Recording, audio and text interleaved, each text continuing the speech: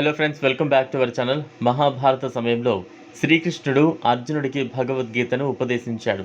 పాండవులు కౌరవుల మధ్య కురుక్షేత్రంలో జరిగిన యుద్ధానికి సంబంధించి అనేక కథనాలు ప్రచారంలో ఉన్నాయి. అయితే మహాభారతానికి సంబంధించి అలాంటి కొన్ని కథలు ఉన్నాయని మీకు తెలుసా? వాటికి సంబంధించిన సాక్ష్యాలు సజీవంగా ఉన్నాయి. అవేంటో తెలుసుకుందాం. పూర్తి వీడియోని స్కిప్ చేయకుండా ఎండ్ వరకు చూడండి. కౌరవులు పాండవుల మధ్య మహాభారత యుద్ధం జరిగిన ప్రాంతం కురుక్షేత్రం. హర్యానా రాష్ట్రంలో ఉన్న ఈ నగరంలోనే శ్రీకృష్ణుడు అర్జునుడికి బ్రహ్మజ్ఞానాన్ని ప్రసాదించాడు. దానిని మనం ఈరోజు భగవద్గీత అంటున్నాం. పురావస్తు సర్వే సమయంలో ఈ ప్రదేశం నుంచి బాణాలు, ఈటలు మొదలైన వాటితో పాటు మహాభారత కాలం నాటి అనేక అవశేషాలు కనుగొనబడ్డాయి.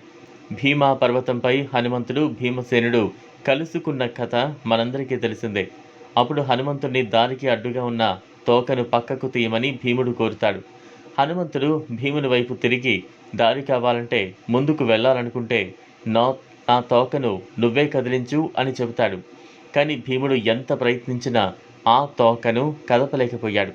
ఉత్తరాఖండ్లోని జోషిమఠ్కు 25 కిలోమీటర్ల దూరంలోని హనుమాన్ చట్టీలో ఈ ఘటన జరిగినట్లు చరిత్రకారులు, పండితులు చెబుతున్నారు. అప్పుడు హనుమంతుడు భీముని విజయం సాధించమని దీవించాడు. వేదాలలో బ్రహ్మాస్త్రం అత్యంత విధ్వంసకర ఆయుధంగా వర్ణించారు. కానీ మహాభారతంలో కురు పాండవుల గురువైన ద్రోణాచార్యుడి కుమారుడు అశ్వత్థామ అర్జునుడిపై బ్రహ్మాస్త్రం ప్రయోగించాడు. కానీ ఈ విధ్వంసక ఆయుధాన్ని ఎలా వెనక్కు తీసుకోవాలో అతనికి తెలియదు. తన ముందుకు వస్తున్న బ్రహ్మాస్త్రాన్ని చూసి అర్జునుడు భయపడి శ్రీకృష్ణుని సలహా అడిగాడు. అప్పుడు శ్రీకృష్ణుడు ఈ విధ్వంసక ఆయుధాన్ని ఆపడానికి తన బ్రహ్మాస్త్రాన్ని ప్రయోగించమని అర్జునుడికి సూచించాడు.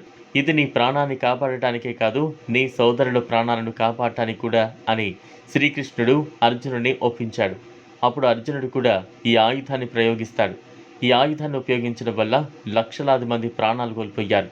బ్రహ్మాస్త్రం పడిన ప్రాంతంలో సింధులోయ ప్రజలు నివసించారు. ఇది సింధులోయ విధ్వంసానికి కారణమైందని చెబుతారు. ఇది ఫ్రెండ్స్ ఇవాళ వీడియో. ఈ టాపిక్ పై మీ అభిప్రాయాన్ని కామెంట్ బాక్స్లో కామెంట్ చేయండి. ఈ వీడియో కనుక మీకు నచ్చినట్లయితే లైక్ చేయండి, షేర్ చేయండి, ఛానల్ను సబ్స్క్రైబ్ చేసుకోండి. Thanks for watching.